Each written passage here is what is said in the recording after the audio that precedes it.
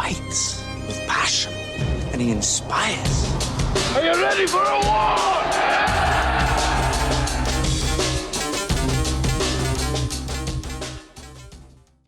All right, welcome back to From 8 Arbitration, Monday night edition. We're going to get back into education. That's kind of our bread and butter, right? We love educating, so we're going to get back into it. Got a few things I'm going to cover today, but it's going to be a lot of reading, and that's going to be the reason it's only going to be a few things. A lot of reading, some things that people have sent to me. I've got so many things to cover. We'll be booked up for a long time, maybe until I retire. We've got so much stuff to cover, but a couple of things, a lot of reading. Get a pen and paper, all right? Pen and paper. First, I'm going to do some shout-outs. Now, where we'll be coming up, James and I and others, Wednesday, we'll be in Milwaukee, Wisconsin. All right, we'll be in Milwaukee, Wisconsin. Now, look, Rob Cozier, he's going to be the next Director of Safety and Health. He'll be there. I'll be there. Now, James's mother is extremely ill. She's taking a turn for the worse. And so kind of feeling that out, if he's going to be there or not. He may not. So he had called me today, and he's not slept at all because his mother is not doing well. So say a prayer for his mother, if you don't mind, and for him and his family. But his mother's been ill for quite some time, and she did take a turn for the worse this morning. And I'm sure he wouldn't mind me telling y'all that. But just say a prayer for my brother James and his family and his sweet mother, okay? But so he may not be there. It's yet to be determined, but I'll be, Rob will be, and others. But it's going to be Wednesday. Now, they got a food truck coming, and it's got some damn good food, okay? So make sure y'all come. It starts at, the food truck will be there at 6, okay? And so be there. It's 11716 West Greenfield Avenue, Milwaukee, Wisconsin. 11716 West Greenfield Avenue, Milwaukee, Wisconsin. And this is some southern food stuff. So I'll be right at home going to Milwaukee, Wisconsin and eating that. Okay, so it looks really good, and make sure you bring you some money so you can get that. But that will be Wednesday. Okay, then we have Eugene, Oregon, Saturday, branch 916, 916. And I told you the importance of that because I have never in my life missed the first weekend of college football, and I will to be in Oregon. That's how special y'all are to me. So I'll be there. James will be there. I'm sure Debbie Dixon will be there. But branch 916, Eugene, Oregon, that'll be Saturday. Then we'll fly all the way to St. Paul, Minnesota, Sunday, branch 28. St. Paul, we'll be there Sunday. Then branch 142, Washington, D.C., will be there September the 2nd, Wednesday. And then Joliet, Illinois, September 3rd, branch 627. And so that's the next few weeks. And then we will, we're booked up until really October. We are booked up and halfway through October, right? And so we're steady busy getting out the word and meeting everybody. Now remember, the ballots come out September 28th. Okay? September 28th, the ballots come out. If you do not have a ballot by October 7th, you need to contact National. Okay? You need to contact National immediately if you don't have one by October 7th. The deadline to contact the NELC is October 9th by 4 p.m. Okay? The ballots must be returned. They must have them in hand October 19th at noon. So once you get the ballot, don't sit on it. Fill it out for the CLC, straight down the ticket, and mail it back in. All right? Crucial. Got a couple of shout-outs, and then we will get to it. I don't want this to last too long. We got a lot of stuff to cover, a lot of screenshots, but only 2 real things I'm going to cover. And I may cover some of these next week as well, but I'll give you some help on a few things that y'all have sent me. But Chad Grosso, a shout out to you, my friend, is doing a bang-up job, shop steward at his own station, shop steward at another station, and recently was shop steward at a third station. He is aggressively holding management's feet to the fire. He is diligent in his role, and his vigilance to the letter carriers of Branch 14 is second to none. And but that's how we raise them here. So, Chad Grosso, they're showing you some love, brother, and I will too. I appreciate you more than you know, stepping up to help your brothers and sisters. It's a thankless job. It's always good to get a little shout out to let you know, hey, people realize what you're doing. Okay? Chad Grosso doing a bang up job. I appreciate you, my man. And then we've got another one. Somebody sent me about a gentleman who has reached his 60 years. And that's pretty impressive when you think about that. Brother Rick Herr of Waterford, Michigan, Branch 320, says, congratulations, 60 years of service. How about that? That's somebody that loves his route, loves his job. Now, I got a guy, Richard McDonald, that works in my station, who's been here 2 months before I was born. I'm 57. And so this man right here's got him beat. And he looks like he could still go another few years. I mean, the guy looks good. 60 years of service. Brother Rick Herr of Waterford, Michigan, Branch 320. Congratulations, my brother. That's fantastic. You're still looking good. The uniform looks good. Shoes are shined.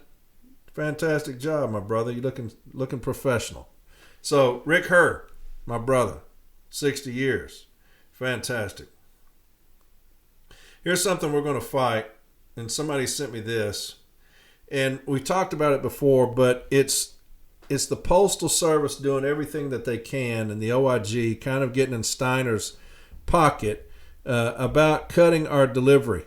Okay, that's how they're going to save money. And this thing right here says, scenario, reducing service with minimal public funding. And these are things that when we win, we're going to go over and attack vigorously. And we will make people aware of what's going on with the Postal Service. But it says, in this scenario, the Postal Service aggressively moves to bring cost in line with revenue by streamlining its operations and no longer providing some unprofitable services, including in scenario 3 of the following options. Adjust market dominant pricing by only applying the price cap to single piece first class mail. Restructure the workforce by reducing employee headcount by 10%. Now, who are they talking about? If they're talking about management, then I'm in agreement with that, but that's probably 30% too low. I'd say that you could cut 40% of management today, and we wouldn't miss a beat. I don't need any manager at my station at all. I can come in and know exactly what I need to do and go home. Now, approving, leaving, things like that, yeah, you could have somebody come in an hour a day and handle that. But all they do all day is sit there and get on telecons. That's really all management does anymore at a station. That's antiquated. Management at stations. They could have somebody downtown do leave for the state. I got 16 stations in Nashville. You could have somebody downtown do leave and just print out a schedule for a lead clerk to put up on a wall, right? I don't need supervisors or managers in station any longer. They don't do anything but lie. And so, they can do that somewhere else. But anyway, restructure the workforce by reducing employee headcount by 10%. Reduce delivery to 5 days. They will not give up on that. They will not stop. That's the reason we've got to get out in the public, and we will when we take over. We will get out in the public, because who does it hurt reducing delivery to 5 days? It hurts those that require delivery of 6 days for medications, for things like that. Remember Rand Paul saying we should charge a fee for any additional days past 4 days. A fee. Now, you got the elderly on a fixed income, and you're fixing to charge them a fee for a free service. Asinine. But yeah, reduce delivery to 5 days. Cut some USO services. Receive a government subsidy to fund the rest. Secure CSRS allocation relief. Convert door delivery to curbside or cluster box. We are vehemently against that. Door delivery to curbside or cluster box. And so now you're wanting an elderly person who's getting their mail at the door to walk down the street to get their mail at no time what time of day or night. How asinine. Getting a check, maybe a government check, a retirement check, and you're wanting them to walk down the damn street to a cluster box. Do y'all not think of anybody other than the dead presidents on those bills? Is that all y'all think about? Is money? You don't think that this is a service for a reason, right? Now you're going to put cluster boxes out where somebody had door delivery. Some elderly person is going to have to walk down the street to get their mail, which probably has drugs, prescription drugs, checks, government checks, retirement checks, cards that look like they may have some money in them, just waiting for somebody to beat the shit out of them and steal it. That's how stupid these people are that decide things like this. Why would you tell a neighborhood that has a door delivery to put a cluster box up and expose those individuals to whoever's around the neighborhood watching? Ignorance. But we'll bring attention to that. Okay. Speaking of that, had a very good phone call Thursday evening. A major news outlet contacted me, and we spoke for about an hour last Thursday. And these contacts, when I take over as EVP, I'm going to get more contacts as far as the news related issues, news services, stuff like that, and talk to them all the time about who you are and what we do. But they were very interested. Somebody had sent them some things that I had done, very interested in y'all, in Light Blue, in the heat, the things that are going on with us in the heat. I'm not talking about how hot things get. I'm talking about they were interested in the email that the postmaster, Impu, sent out saying, turn the AC off on them and drive them out. They were interested in that. They wanted to know about that. Turn the AC off on them and drive them out. Do you think the public would love to know about that? I would love for the public to know about it. About the letter from labor saying that if a dog rips our throat out, oh well.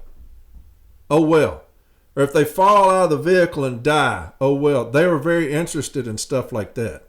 They were very interested in our brother Gates, who had passed away, and the circumstances surrounding that situation with the stationary events. They were interested in that.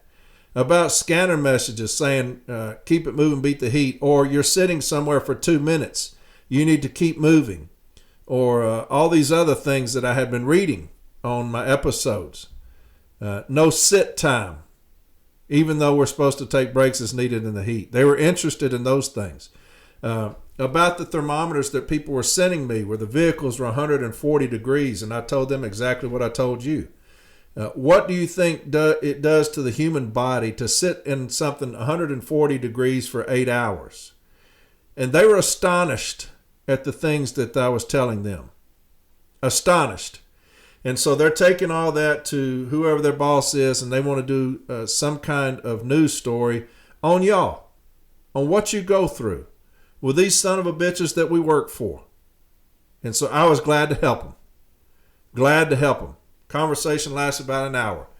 I'll bring attention to us. I'll bring attention to Light Blue.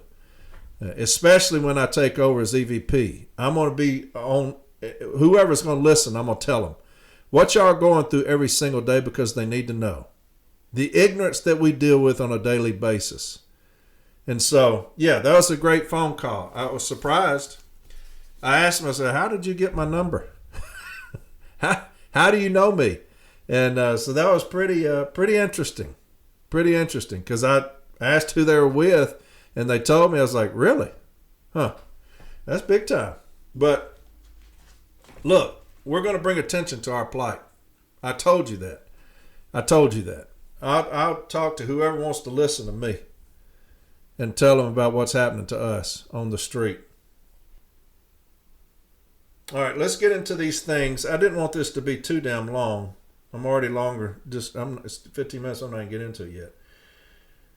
You got... Somebody sent me this Learning Management System Express Class Attendees Log. Now, we've addressed this before, but I said I would address it again. But it's a list that they're sending around, a locally generated form, right? And we've already dealt with locally generated forms. You're going to go to episode 99. That deals with locally generated forms, but I'll tell you exactly what's going to happen. But this is a locally generated form that they're passing around.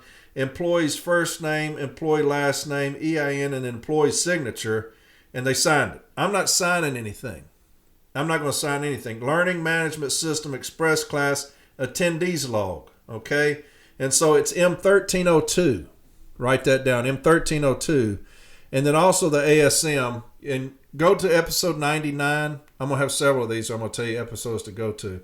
Episode 99, it's going to cover that at length. The ASM, everything else. If you go to from8arbitration.com and go to episode 99, it'll have everything that you need to download. Grievance starters, 1302, everything else you're going to need. ASM language, copy it, print it off, make it your own, okay, and do that. But M1302 is it's a step 4. The parties agree that there is no national requirement for a letter carrier to sign a log, attendance sheet, or local form stating that they were present for, received, or read subject information during a stand-up talk. And so that's what we're going to use, M1302, okay? And that's for that locally generated form. Here's another thing. This is put up on the window. Postal announcement. Due to DUT, which is distribution uptime, DUT, 8:53 in the last month, we have decided to move start time for city carriers to 8 a.m. This will be effective as of 9/5/26. Any questions, please see management. Thank you. Again, due to distribution uptime being 8:53, so due to the clerks not being able to get the mail up on time, the mail that we don't have, right? Due to distribution uptime being 8:53 in the last month, we have decided to move start time for city carriers to 8 a.m. This will be effective as of 9/5/26.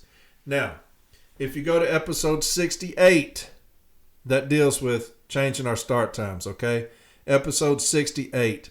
If you go to from8arbitration.com, episode 68, it will have everything there for you to download, okay? And that will help you out immensely. Here's another thing. Austin Webb. Austin Webb has a podcast, 763 podcast. It's called the 763 Podcast. Austin Webb, another great podcast for you to listen to. The 763 Podcast, Austin Webb. Y'all check it out, okay? That's a great dude.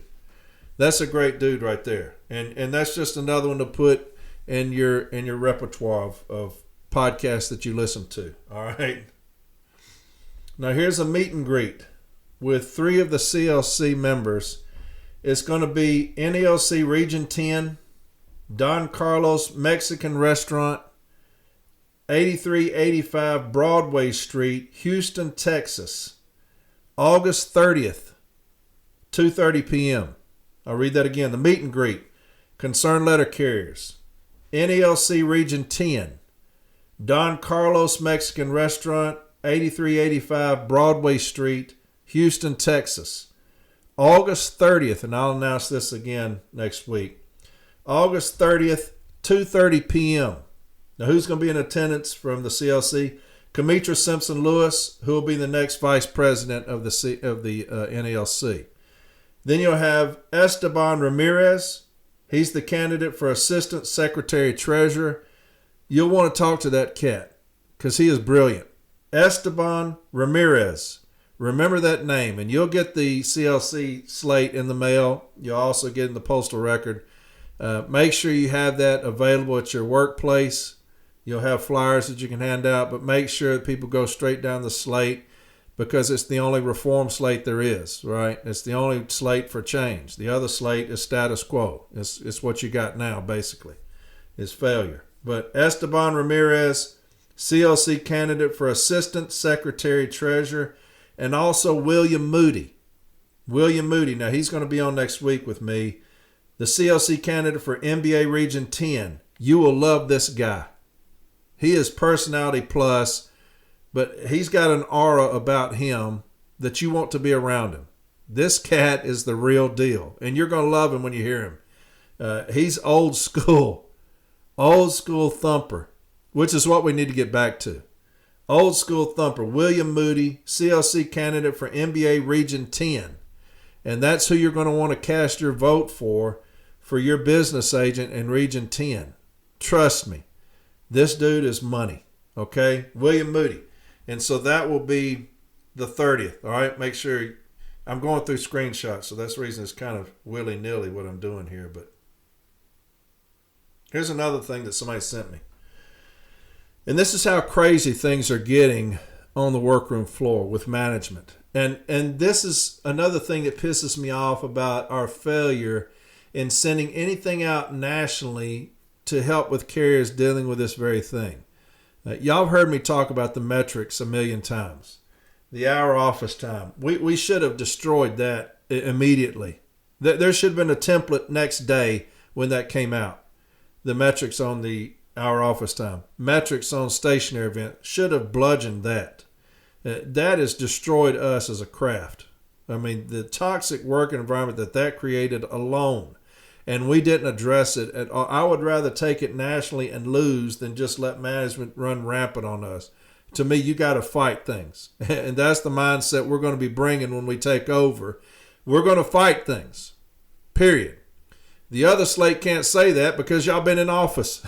You didn't fight anything. So don't say you're going to now. I have to go by what you've shown me. And so we're going to fight things nationally. Okay, this would be one of those things. Hey, Corey, today I got back from my route and found these notes on management's desk from this morning.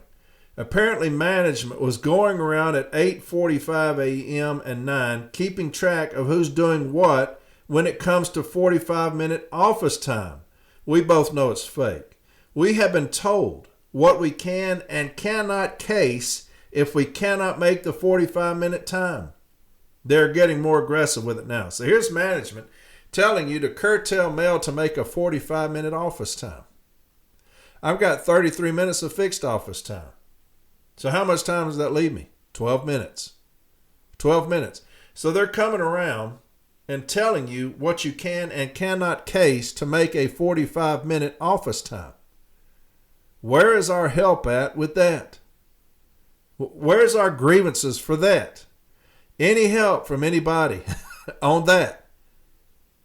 Now this is August, can't be used for anything, but September's fixing to come and they can start using that data. So you're going to have some clown at National, just like they did last time, looking at this data. They're not looking to see what you've curtailed or not. They're looking at this data showing, well, this station's showing a 45-minute office time, and they're also getting them back. They're curtailing mail to get them back in less. So it's not going to be a true representation of your route, right? Now, we can tell them when they come in there, but they don't care. They don't care. Now, if they have a joint process, we can tell them the same thing. But the damage is done. You have them going around saying, this is what you need to take to leave in 45 minutes. We're just not delivering the mail anymore. It's not being delivered.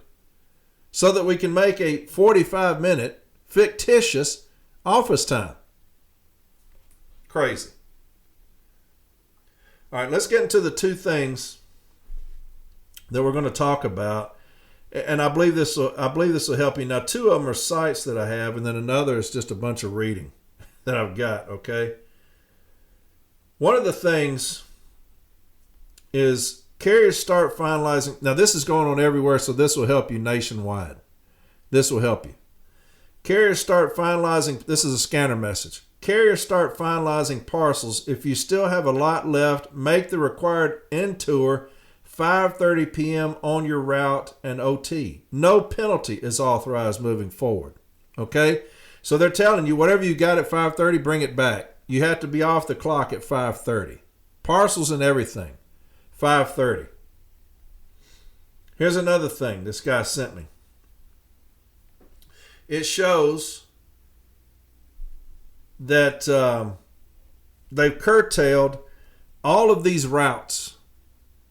All of these routes, it looks like there's no telling how many routes are sitting there, curtailed because of a 5:30 fictitious end time.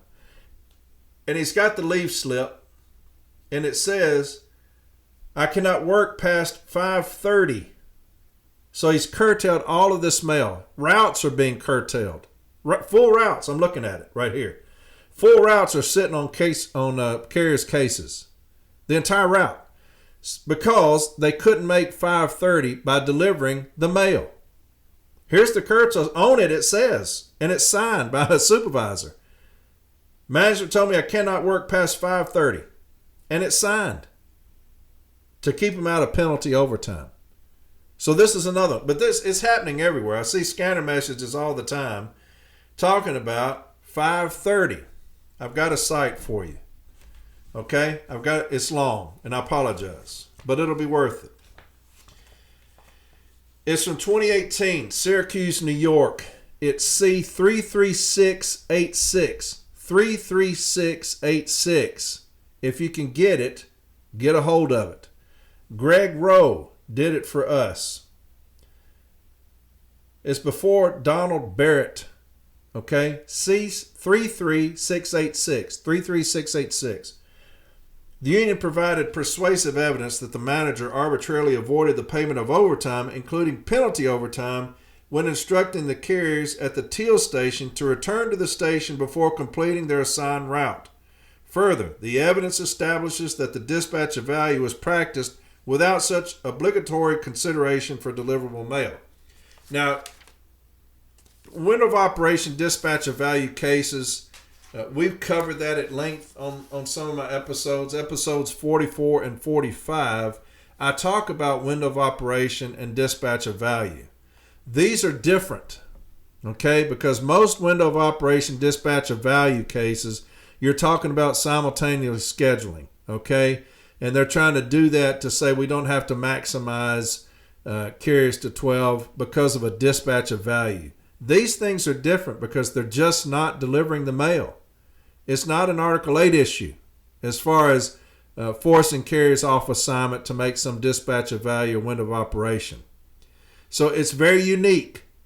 The white pages that we have on dispatch of value and window of operation doesn't really help here because, again, we're not talking about carriers being forced off assignment that are not on the list to cover a window of operation or dispatch of value.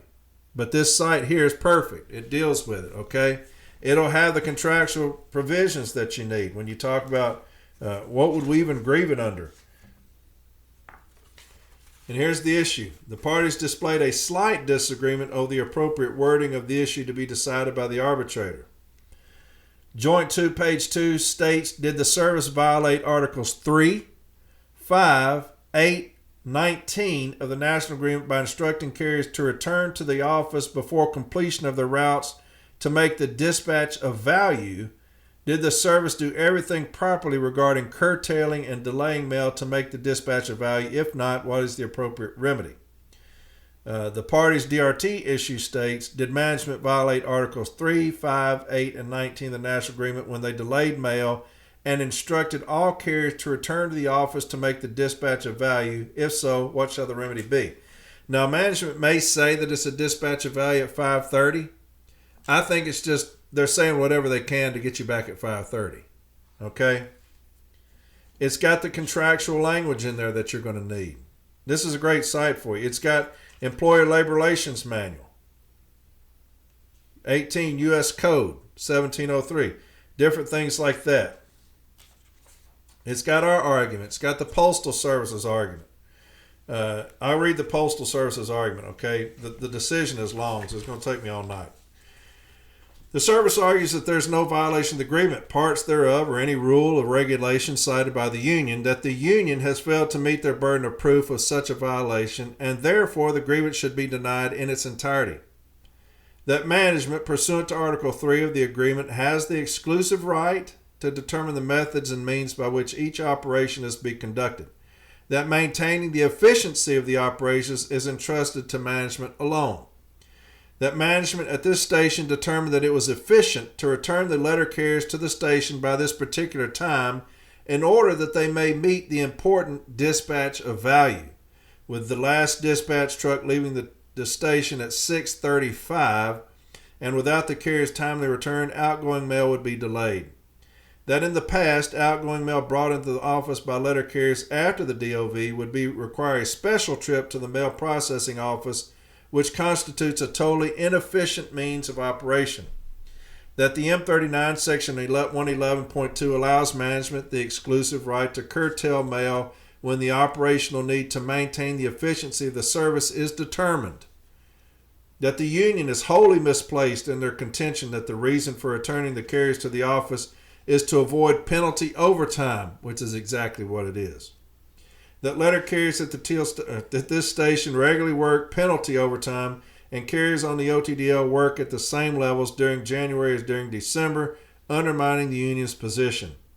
That management acknowledges a degree of miscommunication regarding the availability of the PS Form 1571, but that issue is quickly resolved. That management further acknowledges miscommunication regarding the reporting of delayed mail, and that was also corrected without fail. That the station manager made the best decisions available due to the circumstances at the time, with no harm to the service's mission or to letter carriers. That management is not obligated to provide overtime, and such a decision rests totally with management to make when it is needed only. The service maintains that there is no demonstrable violation of the agreement. Articles 3, 5, 8, and 19. However, if the arbitrator finds such a violation, the remedy should be limited to the beginning of the 14 days from the filing of this grievance only. And now we're going to get into the findings and opinion of the arbitrator, and it's long.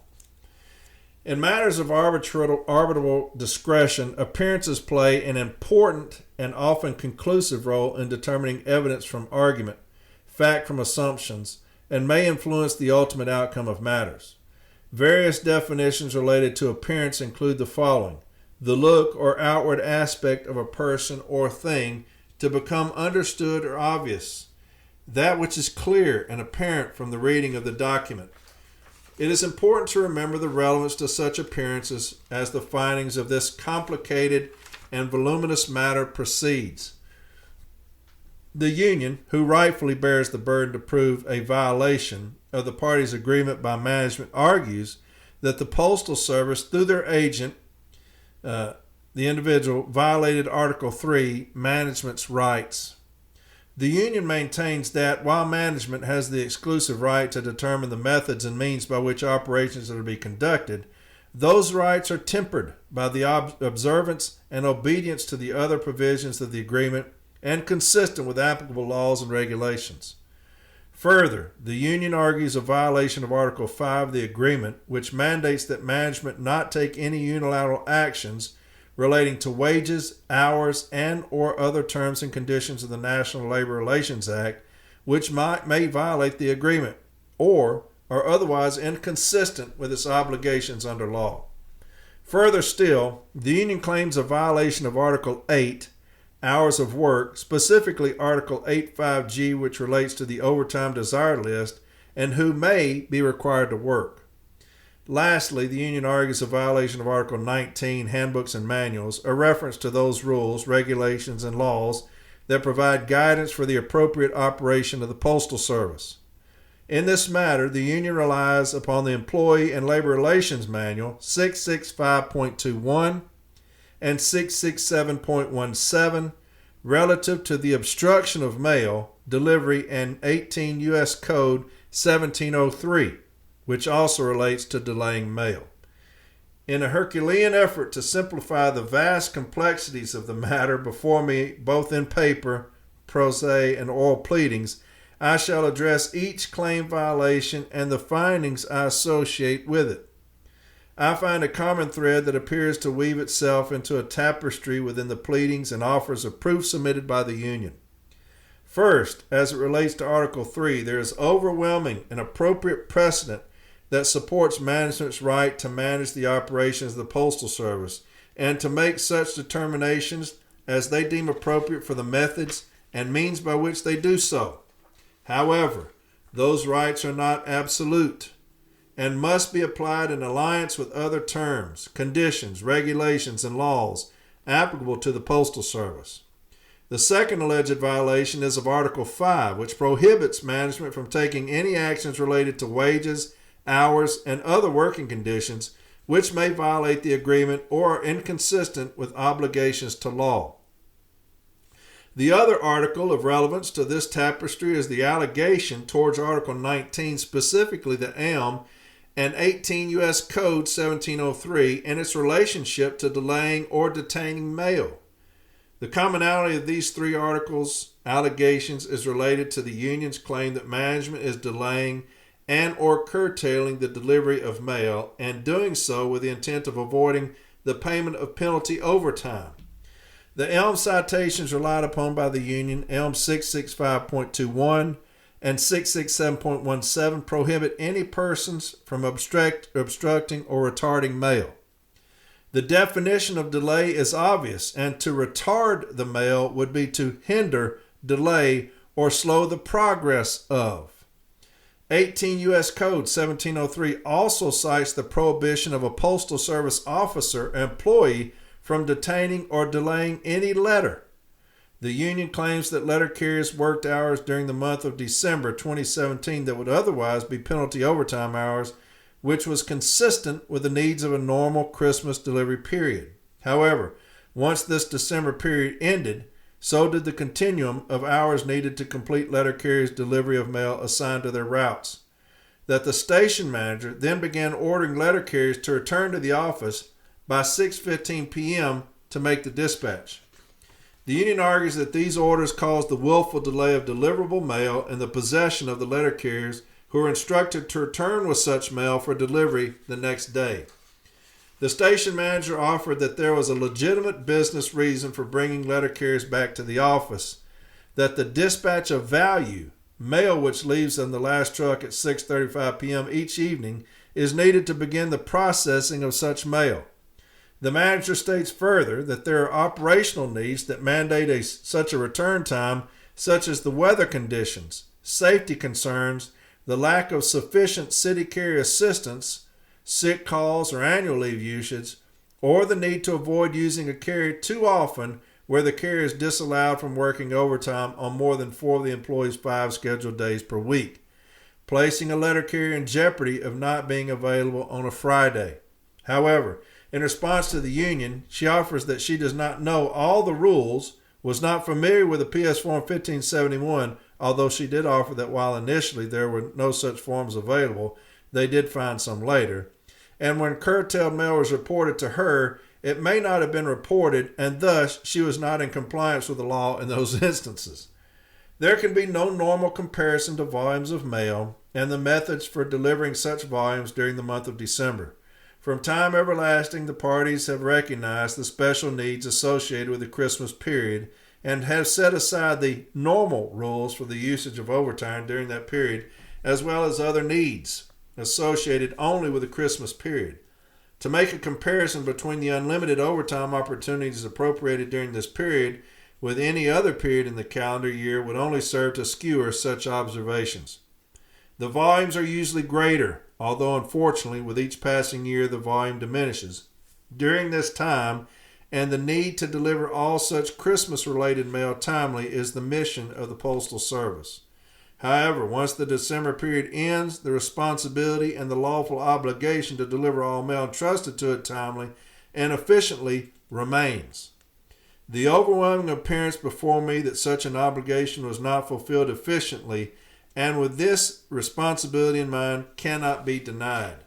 There is unrefuted testimony offered at hearing that letter carriers beginning immediately after the Christmas period ended were ordered to return to the post office from their assigned routes before they had completed their delivery of mail for the day, and the reason for such instructions was due to the dispatch of value. This was stated by the union witnesses and corroborated by management's witnesses, Miss So-and-so. This was also confirmed by evidence submitted in the moving papers. As stated earlier, in an attempt to simplify the small mountain of documentation before me, I submit that this is the beginning of the diverging positions between the parties. The service relies upon Article 3, management's rights to determine the means and methods of delivering the mail, while the union relies upon the ELM and federal statute cited above that disallows anyone from the delaying of the mail. What clearly creates the appearance of impropriety in this matter to me is the importance the service places upon the dispatch of value, mail being picked up by letter carriers for delivery to the last dispatch truck from the Teal station to the plant for processing at 6:35 p.m., yet allows mail that has already been processed, delivered to the station, and brought to the street for delivery by the letter carrier to be returned to the station undelivered for that day, only to be brought back out to the route the next day or possibly later. There was also unrefuted testimony that letter carriers were brought in to deliver mail on a Sunday that was returned to the office undelivered on Saturday. It was not offered why mail already on the street for delivery by the letter carrier would be returned to the office so that mail not yet processed could be returned to the same office for a specific time. While I am in agreement that management retains the right to determine the means to deliver mail, it simply cannot delay deliverable mail already processed on the street and expect by customers for delivery so that they may pick up an undeterminable amount of unprocessed mail. The appearance this method provides clearly fails to subscribe to management's other such obligation to provide efficient mail service to all its customers and not to one at the cost of the other. Surely there remains other opportunities local management may employ to ensure timely and efficient delivery of mail from the station. Many viable examples were offered in the moving papers, as well as at hearing, should a determination be made by management that a letter carrier will not finish their route timely.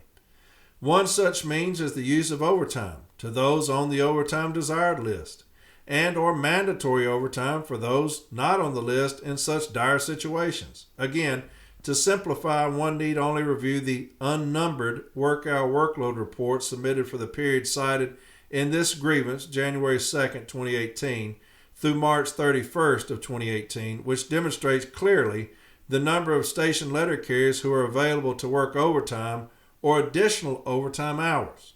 The appearance of such availability should eliminate any such claim that carriers either could not finish their routes in time or otherwise deliverable mail already on the street for delivery had to be returned to the office. Another contention raised by the union is that such delayed mail as described above was not properly reported by management at the station to the district office. The station manager acknowledges in her hearing testimony and her written grievance decision that due to miscommunication between the opening supervisor and closing supervisor, management did make errors in reporting the returned mail, and I, as the manager, failed to check on this report as I had been given these numbers directly. The union contends that this failure was a deliberate attempt to hide the amount of delayed mail each day from the district, and that the station was the only one of 7 Syracuse stations failing to report such numbers.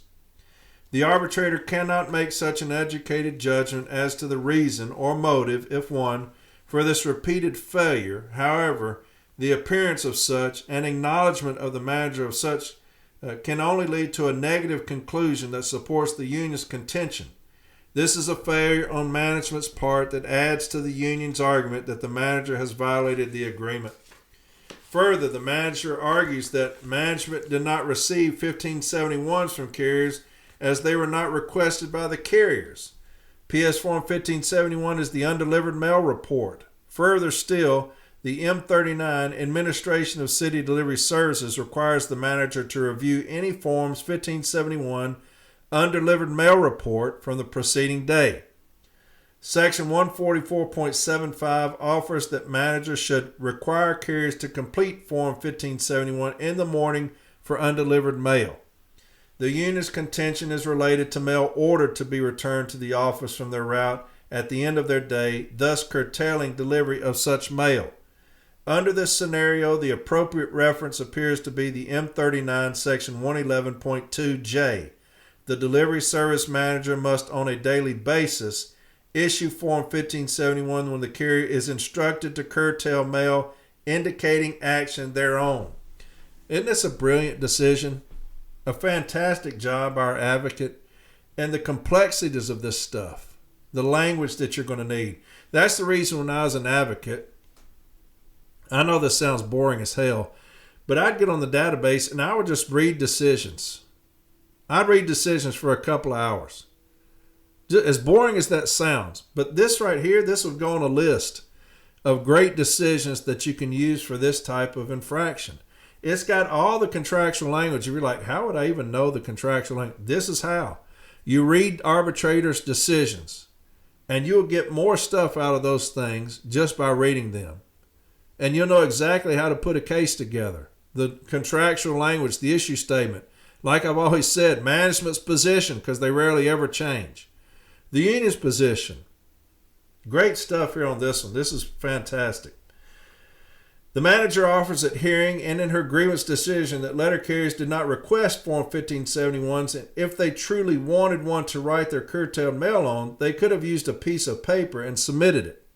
This response completely undermines her responsibility pursuant to the M39 to have the forms available.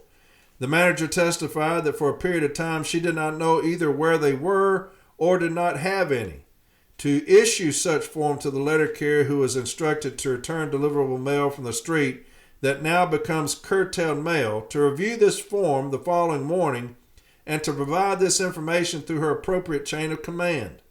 In these obligations, management clearly violated the agreement through Article 19, the M39. Further, her decision to return letter carriers to the station on those occasions with deliverable mail no later than 6:15 p.m. rather than deliver such mail employing overtime or other means available to her, and appearing to demonstrate a preference for non-processed mail before such deliverable mail, is an error in the good judgment she is obligated to employ pursuant to Article 3. And that's probably the best paragraph in the decision. And that's going to help you. Because he's saying, how are you going to prioritize unprocessed mail over mail that's already been processed and ready for delivery? I'll read it again. Further, her decision to return letter carriers to the station on those occasions with deliverable mail no later than 6:15 rather than deliver such mail employing overtime or other means available to her, and appearing to demonstrate a preference for non-processed mail before such deliverable mail, is an error in the good judgment she is obligated to employ pursuant to Article 3. That's a fantastic paragraph right there. Further, employing such a management practice without apparently or appropriately reporting it to her supervisor, singular from all other stations in the Syracuse operations, unrefuted offerings, creates the very strong appearance and conclusion that her actions were arbitrary and in violation of Article 5 of the agreement. The other contention by the union is that management violated Article 8.5g of the agreement, that the letter carriers who were instructed to return to the station on those occasions while still in possession of deliverable mail should have been allowed to work overtime or additional overtime, inclusive of penalty overtime, to complete their deliveries, and that the manager employed such a practice simply to avoid the payment of penalty overtime. This article states throughout Section 5G that employees may be required to work overtime. The submitted arbitration decisions address those employees who were on the OTDL but were denied overtime, while those not on the list were given overtime. That is not the contention in this matter, apparently. Here the union argues that management was returning the carriers to the station early to make the dispatch of value, or known also as window of opportunity, in the submitted decision simply to avoid the payment of penalty overtime. I have previously concluded that management placed a premium on bringing the collected mail to the station for dispatch over the delivery of the carrier's mail, thus ensuring their dispatch of value. Thus, the question appears to be whether management deliberately combined meeting their dispatch of value and avoiding penalty overtime at the same time. There is ample precedent that management can establish such a dispatch of value or window of operation when it's efficient to their operations. However, that opportunity must be respective of all other articles, regulations, and statutes. Arbitrator Braverman stated in relevant part, the fact that the established window of operation is based upon reasonable considerations, however, is not sufficient in and of itself to relieve the employer of its responsibilities pursuant to Article 8.5g. When the establishment of a dispatch of value or window of operation serves the efficiency of the service's mission to deliver mail efficiently and economically without interfering with other contractual or legal obligations, there can be no reasonable argument sustained. However, in the matter before me, the manager offered no compelling nor efficient reasoning for what appears to be an arbitrary business practice. Arbitrary Campagna offered a most reasonable and succinct explanation that may be applied to the matter before me. The arbitrator is of the opinion that the service has the continued right to establish an operational window or a service goal in order to effectuate the timely delivery of mail, as well as the timely dispatch of mail brought back to the station by carriers. However, once the service establishes operational window, it must be prepared to provide the necessary resources to carry out its mission, and the manner and method it chooses to do so cannot violate the terms of the national agreement. In the instant matter, the appearance established and evidence supports that the service failed to give due consideration to both the timely delivery of mail, along with the collection of mail, and arbitrarily implemented a local policy that both improperly curtailed mail and, in so doing, denied letter carriers the overtime opportunities that should have been utilized to meet its mission on those occasions. Further, the M39 provides that managers are responsible for developing and maintaining their units at a high degree of efficiency and for assuring that USPS standards are maintained. Further, emphasis is placed upon the constant need for close coordination between managers so the most practical and cost-effective work methods possible can be implemented. The appearance before me and the evidence concludes that the manager did actively attempt to avoid the use of overtime, including penalty overtime to deliver mail, that she curtailed mail rather than pay such overtime, and then failed to properly report such delayed mail and or ensured that the letter carriers were filling out PS Form 1571 when instructed to return to the office with such deliverable mail. Making one's dispatch of value simply cannot come at the expense of other contractual and legal obligations.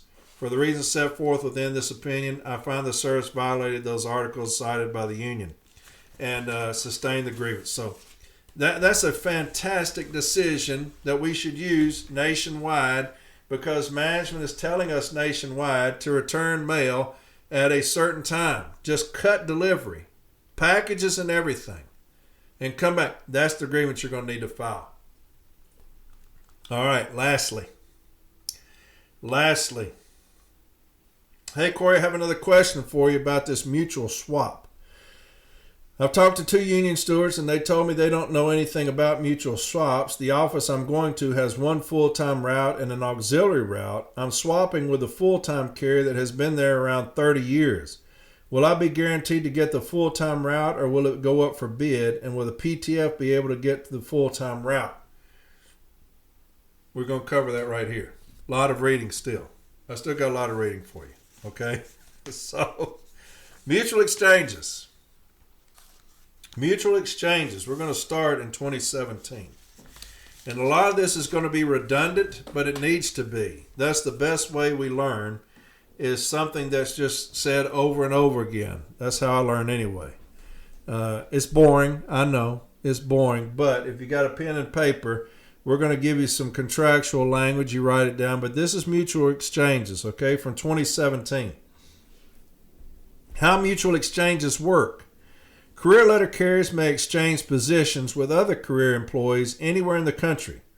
The policy governing this swap is found in Section 351.61 of the Employee and Labor Relations Manual. So if a steward's never heard of it, which is fine, because there's a million things that we haven't heard of, right? And that's the reason we educate. So if a steward has never heard of mutual exchange, or has heard of it but don't know where to find it, ELM Section 351.61.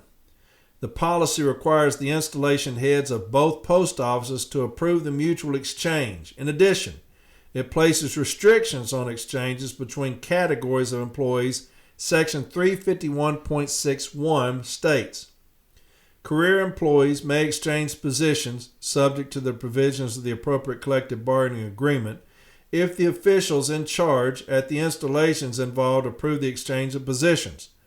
Mutual exchanges must be made between employees in positions at the same grade levels. The following employees are not permitted to exchange positions. A. Part-time flexible employees with full-time employees. Bargaining employees with non-bargaining employees. Non-supervisory employees with supervisory employees. For city letter carriers, the 2007 Memorandum of Understanding MOU regarding mutual exchange clarifies that Grade 1 and Grade 2 letter carriers are considered to be in the same grade for the purpose of mutual exchange eligibility. This MOU, M1646, in NELC's Material Reference System, MERS, states, the parties agree that in applying the relevant the provisions of Section 351.6 of the Employee and Labor Relations Manual, city letter carrier in grade CCO1 and CCO2 are considered as being in the same grade. This agreement applies solely to determining whether employees are eligible for mutual exchanges. The National Agreement and the Joint Contract Administration Manual clarify what happens when the exchanging employees' seniority, duty assignments, and grade. They also explain the evaluation and approval processes.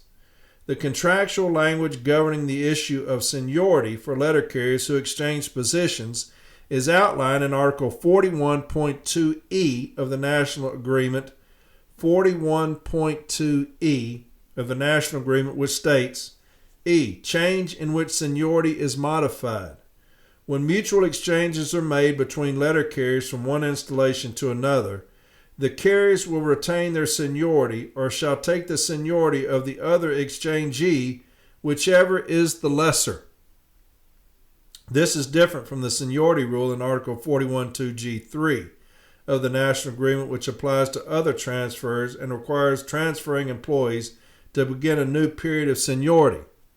This is further explained on page 1251 of the July 24th USPS NELC Joint Contract Administration Manual. Mutual exchanges, seniority, Article 41.2E, provides that when mutual exchanges are made between letter carriers, the carriers will retain their seniority or shall take the seniority of the other exchangee, whichever is the lesser. The explanation of Article 41.2E found in the JCAM makes clear that any mutual exchange is an exchange of positions and not assignments. The routes of the letter carriers involved in the swap are posted for bid in accordance with the provisions of Article 41.1. The following language appears on page 41.2.2 of the JCAM. This contractual provision does not mean the exchanging carriers exchange their routes as well as their positions. The routes involved in the exchange are posted in accordance with the provisions of Article 41.1. This is also explained in Article 12 of the JCAM on page 1250. Mutual exchanges are exchanges of positions in the complement of different installations. Carriers do not exchange actual bid assignments or pay grades, since the vacated bid positions must be posted for bidding in accordance with the provisions of Article 41.1 and the applicable local memorandum of understanding. The approval process for mutual exchange is the same as any other transfer request covered by the MOU regarding transfers. This MOU can be found on page 188 of the 2011 National Agreement, and a full explanation may be found beginning on page 1245 of the JCAM. In accordance with the MOU, installation heads must give full consideration to each mutual exchange request as they would for any transfer request. Further, the Postal Service may not unreasonably deny a request. The following language is found on page 1251 of the July 24 JCAM, 2014 JCAM. Mutual exchanges, full consideration. The provisions of the transfer memorandum requiring that installation heads afford full consideration to all reassignment requests apply to mutual exchanges just as to any other transfers. Such requests will not be unreasonably denied. In evaluating and responding to mutual exchange requests, installation heads should follow the criteria provided for in the transfer memorandum. Finally, once letter carriers have agreed to exchange positions, they should each write a letter to the installation head in the location where the other letter carrier is employed, requesting the mutual exchange. They should also write a letter to their own installation head notifying them of their request and include a copy of the mutual request letter. This is from 2021, Mutual Exchanges. Recent Contract Talk articles have discussed ways in which career letter carriers can reassign from one installation to another. In the May 2021 issue of the Postal Record, the rules pertaining to voluntary reassignments were explained. The July 2021 edition discussed the accessing process when a career letter carrier is reassigned on an involuntary basis. This month's article will explain a third option called a mutual exchange for career letter carriers who wish to relocate.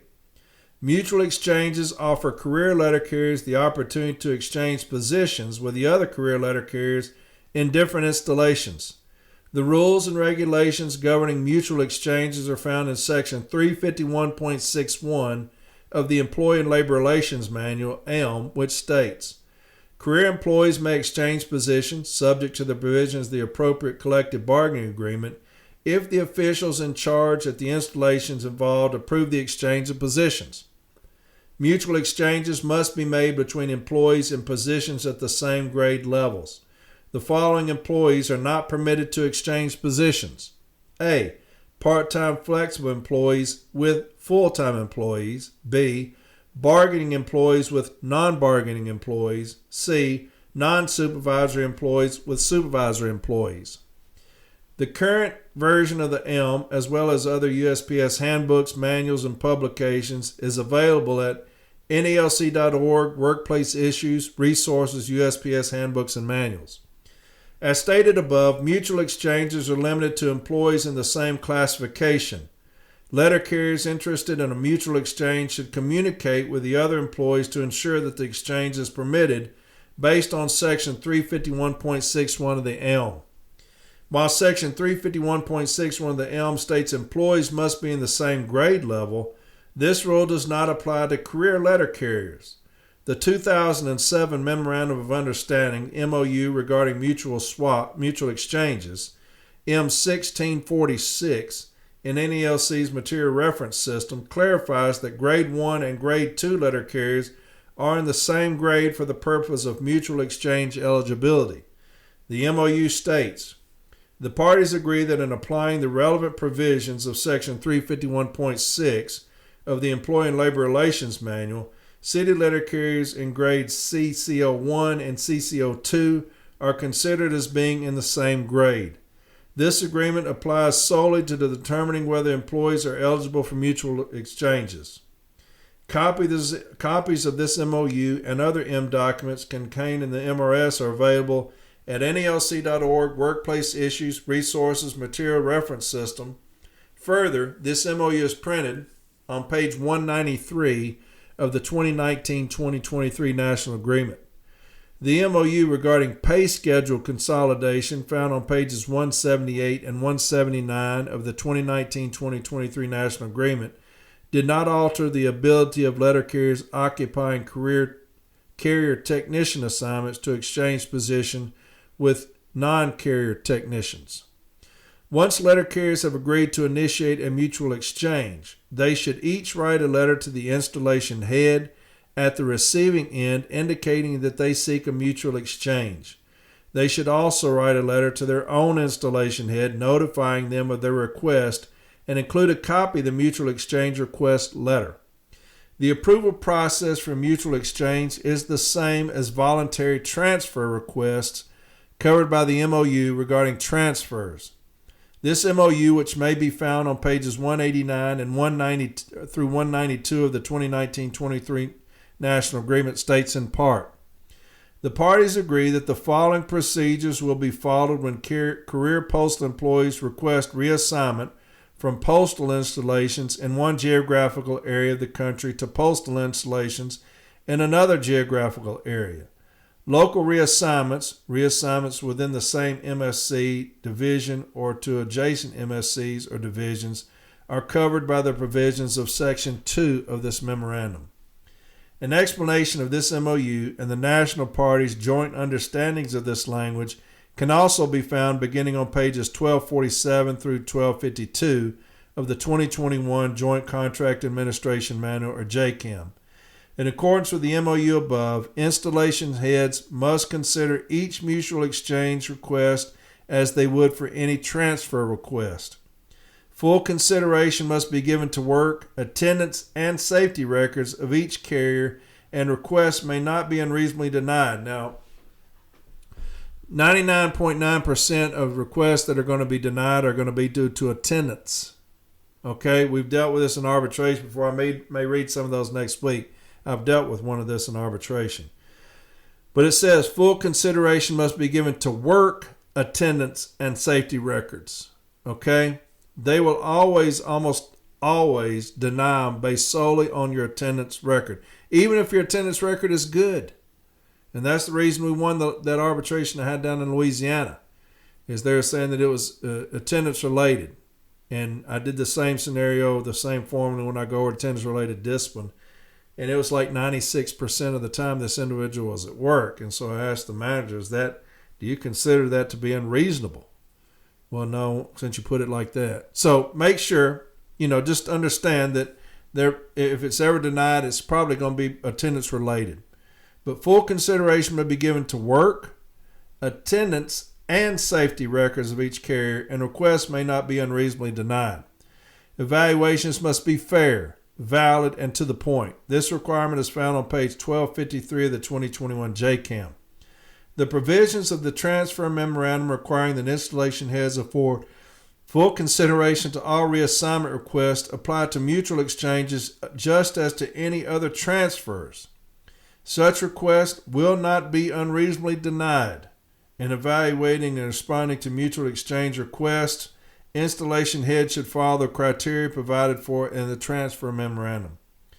Like the denial of a voluntary transfer request, the denial of a mutual exchange is a grievable matter, even though it is the decision of the gaining installation head whether to accept a mutual exchange. The grievance must be filed in the employing office of the employee on which the denial was based, as found on page 1247 of the 2021 JCAM, which states in pertinent part, the denial of a transfer request is a grievable matter. When the denial of a transfer request is grieved, the disputed decision is by the postmaster or another installation. Nevertheless, any grievance concerning the denial of a transfer request must be filed with the aggrieved employee's immediate supervisor as required by Article 15.2. Letter carriers should keep in mind that a mutual exchange is a swap of positions, not assignments. Career carriers are exchanging positions with a carrier in another installation. Each carrier will vacate their assignment, which will then be posted for bid according to Article 41 of the National Agreement and the local bid procedure in each installation. This is explained on page 41.22 of the 2021 JCAM.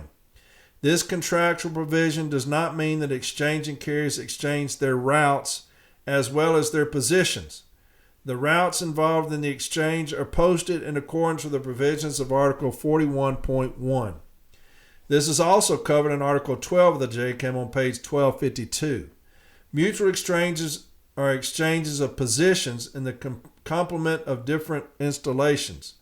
Carriers do not exchange actual bid assignments or pay status, since the vacated bid positions must be posted for bidding in accordance with the provisions of Article 41.1 and the applicable local memorandum of understanding.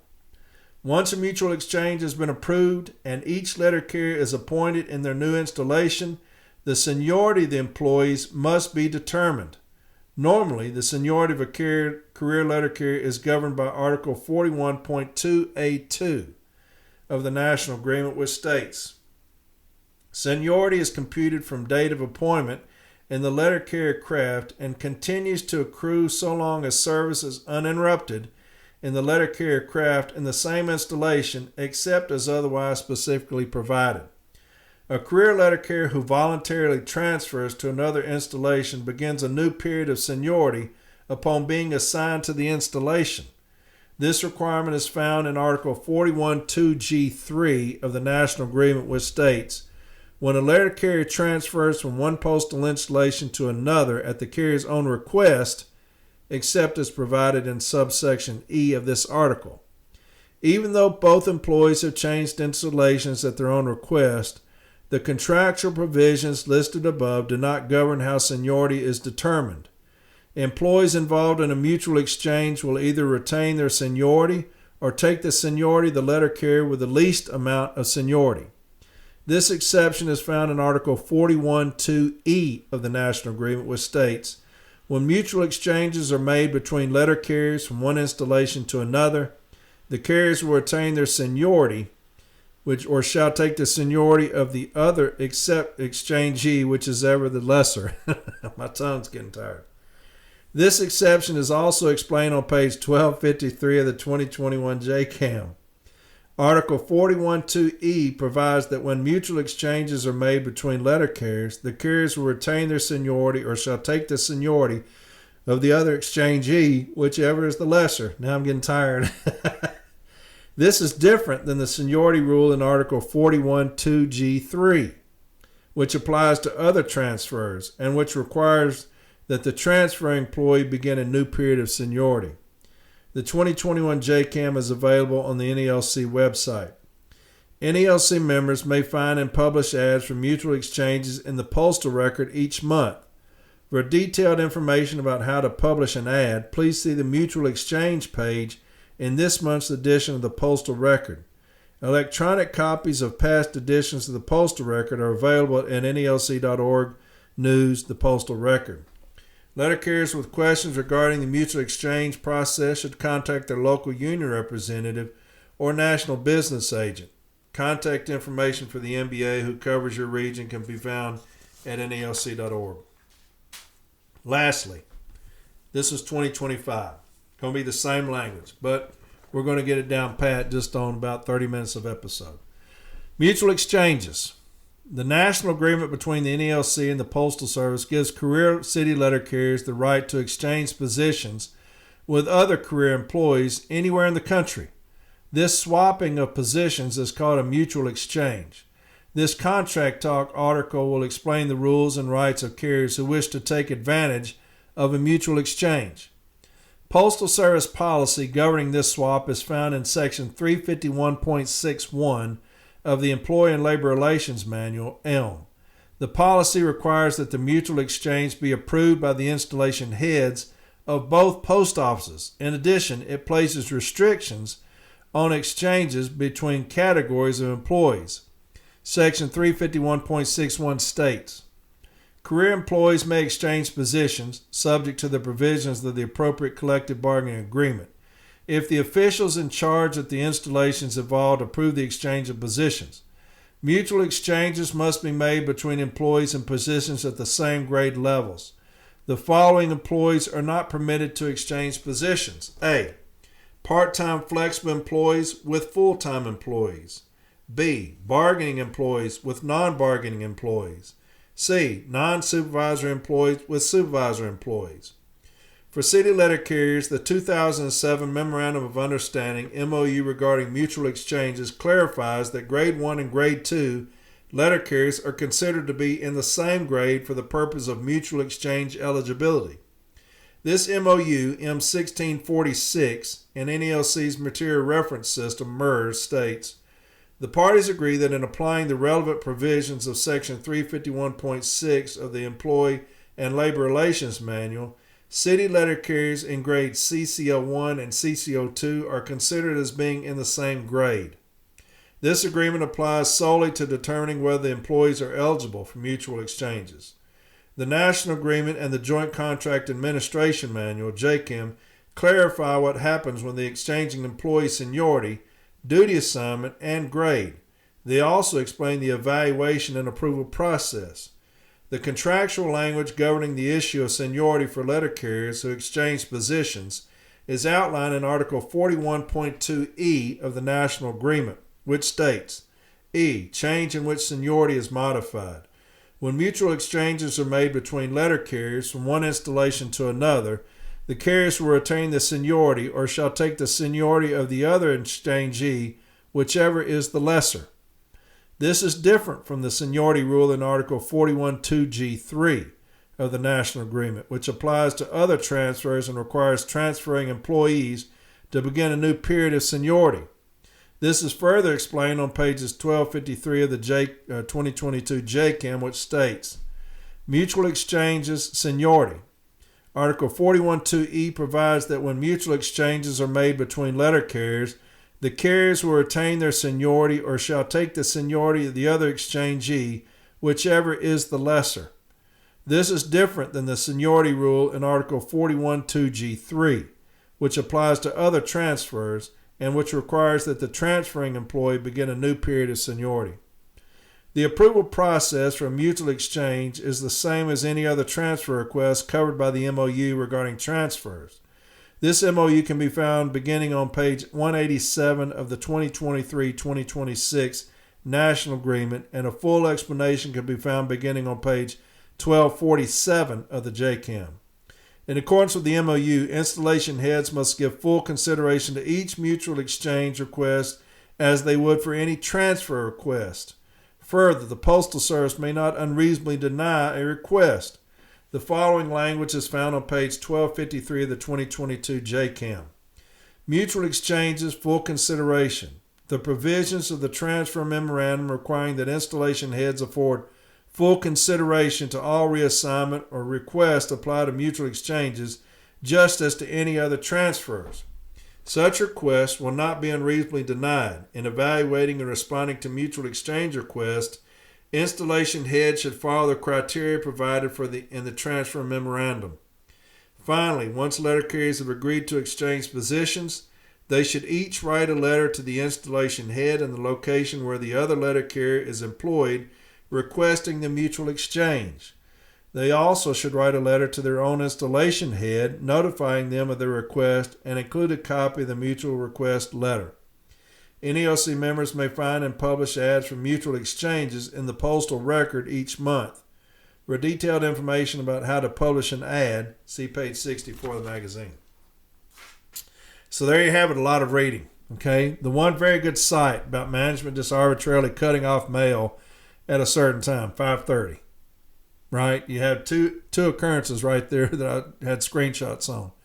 5:30, just bring the mail back. That's because they're not wanting to pay penalty overtime. And that's where we are right now. And so let's grieve those things. It's a great site for you. It's great contractual language that will help you with your issue statement, help you print out those contractual provisions and put them in the case file. It gives you management's arguments that won't change hardly at all, and gives you an arbitrator's decision that we can rely on as good persuasive value with that arbitrator's decision. What's going on is rampant right now. And then also, there's you some transfer stuff, mutual exchanges, right? Okay, a lot of reading. My tongue is tired. And so I will see y'all. Now, I'll be out of town this weekend, but I'm going to have to, I'll probably get with my MBAs that are going to do an episode. May get with them earlier so that I can put an episode out Sunday, even though I'll be traveling. And then Monday, I'll be back at it. We'll got some more stuff we're going to cover, some more education, all right? All right, Light Blue, I love you. I love you very much, okay? Y'all hang in there. Hang in there.